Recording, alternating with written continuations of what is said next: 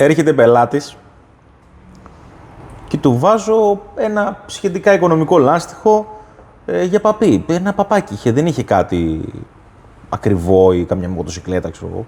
Ήρθε ο άνθρωπος ένα απλό λαστιχάκι. Του λέω μήτας, λέω MC51. Του λέω βρόχινο, ωραίο, το Νατάλο. Φεύγει. Έρχεται μετά από μια εβδομάδα, μια μισή μου. Λέει φίλε, λέει τι λάστιχο είναι αυτό που με βάλες, λέει. Νευριασμένος. Λέω τι λάστιχο είναι, ξέρω εγώ τι έγινε, κάτι, ξέρω εγώ δεν σου άρεσε, κάτι. Πετάει λέει πολύ νερό. Στους γύρω. Τι εννοείς πετάει πολύ νερό. Μου λέει, πετάει λέει πολύ νερό, λέει, γίνομαι λέει μουσκεμα. Του λέω ρε φίλε, λέω μήπως δεν έχεις λέω φτερό μπροστά, λέω προστατευτικό κάτι. Όχι λέει, στα πόδια μου λέει γίνομαι μουσκεμα, λέει. Από εκεί λέει που με το προηγούμενο ήμουν εντάξει, ξαφνικά λέει τα πόδια μου γίνονται μουσκεμα. Τι να πω, του λέω, αυτό είναι ένα καλό χαρακτηριστικό του ελαστικού. Προσπάθησα να το εξηγήσω ότι είναι ένα καλό χαρακτηριστικό του ελαστικού το ότι διώχνει πολύ νερό. Η αποβολή νερού είναι ένα από τα top χαρακτηριστικά του. Ευχαριστώ έπρεπε να λέει στην ουσία, αλλά οκ. Δεν ξέρω τι να πω. Ειλικρινά δεν ήξερα πώς να αντιμετωπίσω τον συγκεκριμένο άνθρωπο. Προσπάθησα να του τα εξηγήσω, τα καλά που έχει αυτό το πράγμα, αλλά από εκεί και πέρα δεν ξέρω. Εσύ τι θα κάνεις στη θέση μου, τι θα του έλεγες? Ηγέτη. Πλήρωσε κι άλλο μετά, δοκίμασε κι άλλα άμα θες. Δεν ξέρω τι να πω. Δεν ξέρω τι να σε απαντήσω. Πραγματικά τώρα δεν είναι. Μήπως τυχαίνει να βρέχει κιόλας. Για πες καμία περίεργη περίπτωση. Να σου πω εγώ μία. Δεν μου έρχεται. Να σου πω εγώ μία. Καμπ.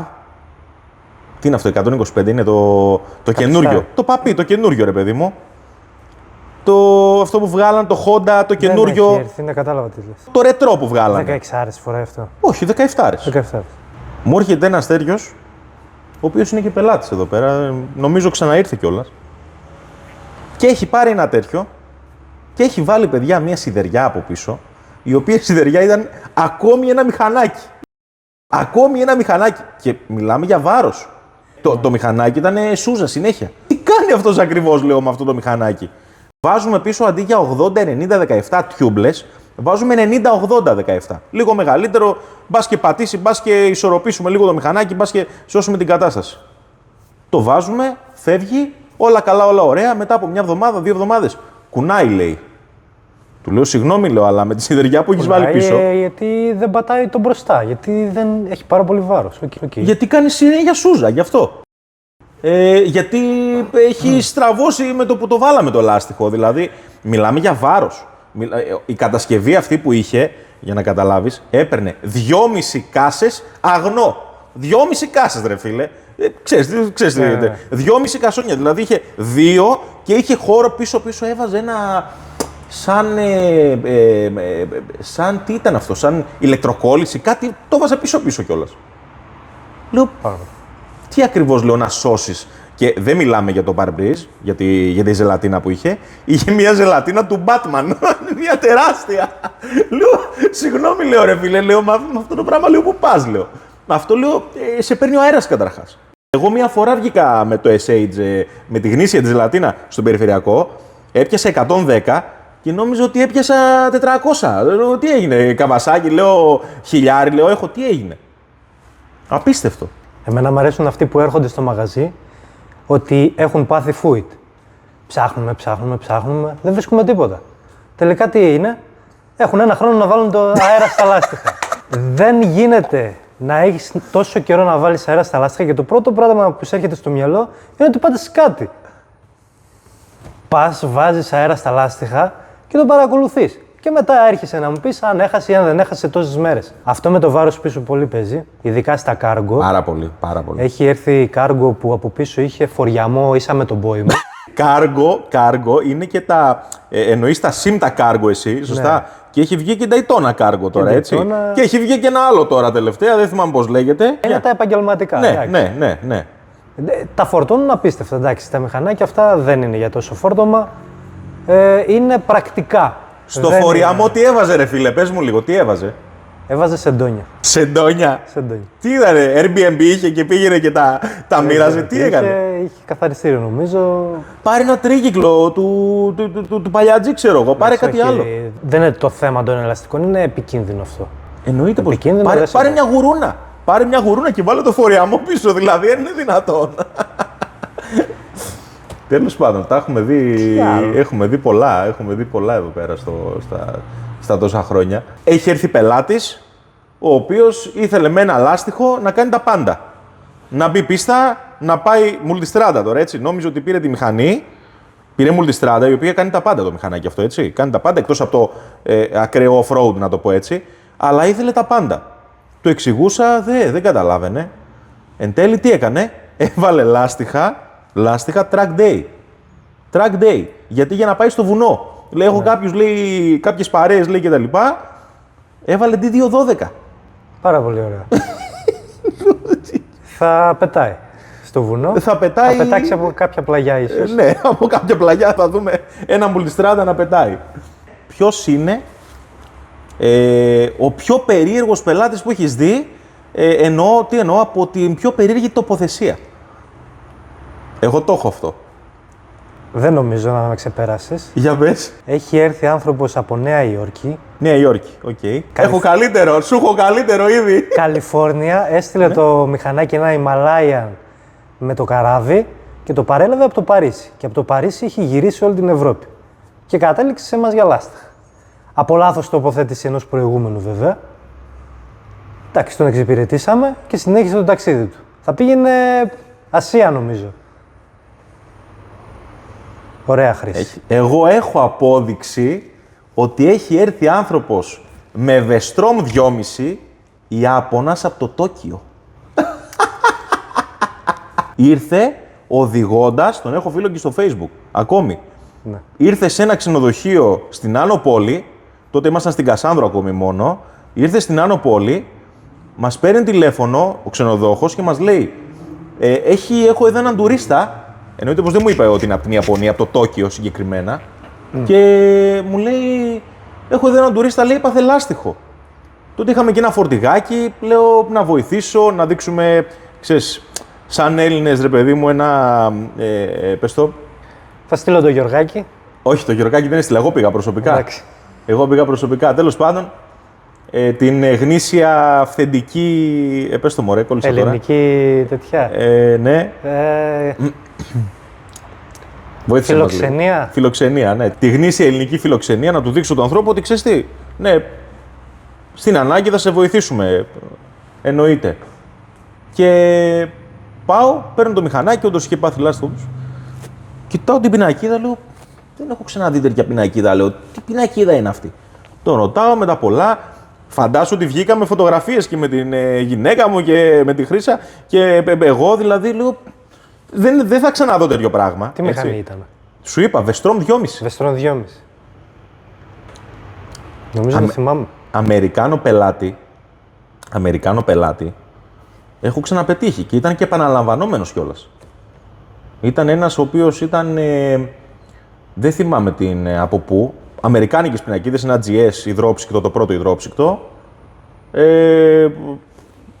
Ήταν μισός Τούρκος, μισός Αμερικάνος και έστελνε τη μηχανή του, όπως είπες, με το καράβι. Ναι. Την έστελνε, ερχόταν Ευρώπη, την παραλάμβανε από κάπου, έφτιαχναν το γύρο της Ευρώπης όλο το καλοκαίρι, πήγαινε στην Τουρκία στους δικούς του, με τη γυναίκα του όλα αυτά. Δικάβαλο. Και ερχότανε κάθε χρόνο για μια τριετία, τετραετία, ερχότανε για λάστιχα σε εμάς. Μας στέλνε mail, αυτό, τον αντάλλο. Το θέμα με τα DOT είναι ένα θέμα των εταιριών, δεν είναι δικό μας. Έτσι, δεν είναι. Εμείς τα μεταπουλάμε τα λάστιχα, έτσι τοποθέτηση και πώληση κάνουμε, δεν είναι δικό μας το προϊόν. Ναι, αλλά κάποιος δεν ξέρει και νομίζει ότι το έχεις πολύ καιρό στο μαγαζί σου. Πάρα πολύ ωραία. Όταν το εξηγήσεις όμως και πάει και σε έναν άλλον επαγγελματία και του πει τα ίδια, πάει να πει ότι κάπου κάνει λάθος. Δεν μπορεί να το καταλάβει δηλαδή αυτός ο πελάτης ότι κάπου κάνει λάθος. Εννοείται, αν το σκεφτείς λογικά, δεν μπορεί ένα λάστιχο που φτιάχνεται στην Ιαπωνία, στην Αμερική ή έστω και στην Ισπανία την άλλη μέρα να είναι εδώ.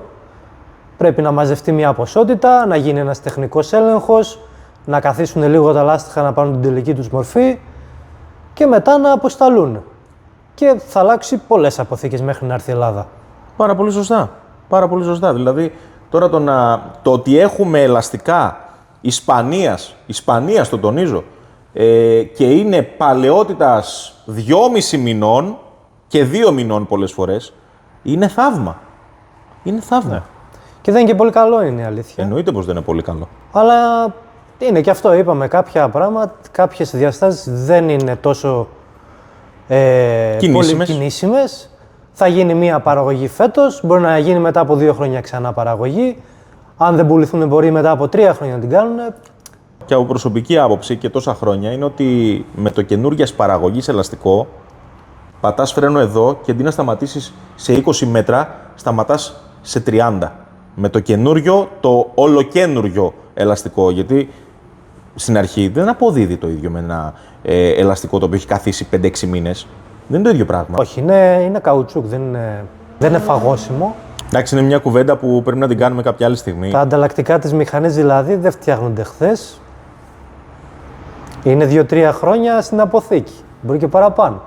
Και να μοντάρονται για το μοντέλο των 2 χρόνων μετά. Πριν λίγο καιρό παρουσιάστηκε το Scoot Smart 2. Scoot Smart 2. Τι είπαμε, ότι ήταν Γαλλίας, έτσι, το είπαμε στην αρχή, ότι σε κάποιο βίντεο είχαμε πει ότι είναι Γαλλίας τα περισσότερα κτλ.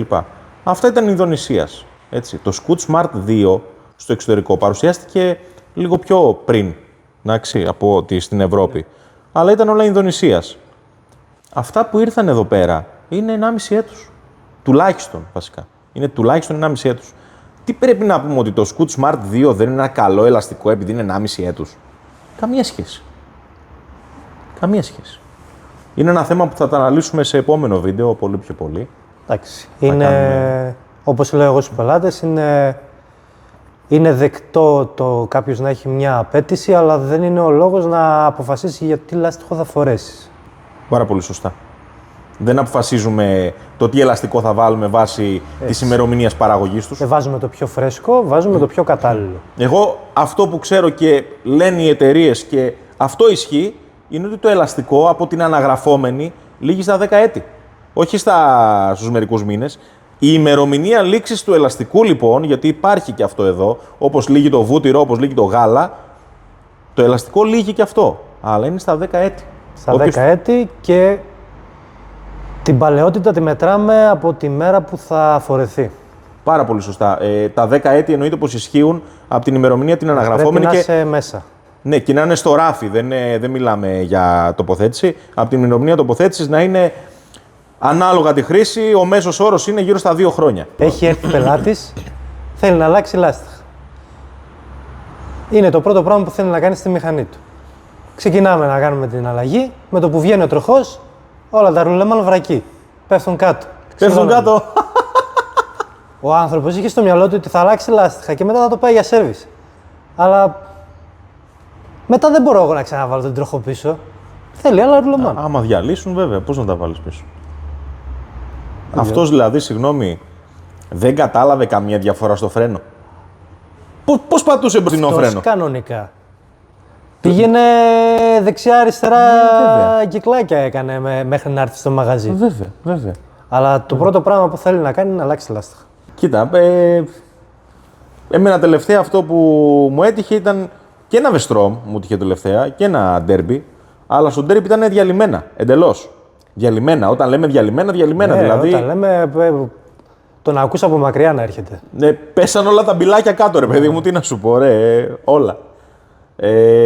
Στο Vestrom απλά κουνιόταν έντονα ο μπροστινός τροχός, δεν είχε σπάσει κανένα από τα 2 ρουλεμάν στο μπροστινό, αλλά απορώ πως δεν έπαθε κάτι ο ατέρμονας ή απορώ πως δεν κατάλαβε κάτι στο φρενάρισμα. Δηλαδή, πώς πατάς φρένο με ένα τέτοιο μηχανάκι?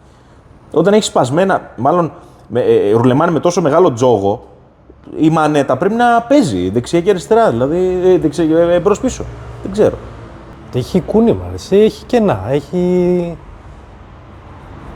Πρέπει να το καταλάβεις, τι να πω. Προσωπικά, με το που ανεβαίνω πάνω στο μηχανάκι και πάω να το σμπρώξω 1 μέτρο, 2 μέτρα, 3 μέτρα, καταλαβαίνω απευθείας για τα ρουλεμάν, 5 πράγματα. Θα μου πει: έχει βάλει 1.000 μηχανάκια, 1.000.000 μηχανάκια μέσα στο μαγαζί. Εντάξει, Γενικά οκ. καταλαβαίνει πολλά προβλήματα. Εγώ το μόνο που μπορώ να δικαιολογήσω είναι ότι ο άλλο που το οδηγάει το έχει συνηθίσει. Γιατί η ζημιά γίνεται σιγά-σιγά στα ρουλεμάν. Δεν σπάει με τη μία συνήθω. Συνήθω αρχίζει και έχει τζόγο λίγο, μετά αρχίζει. Αλλά ξέρεις τι γίνεται.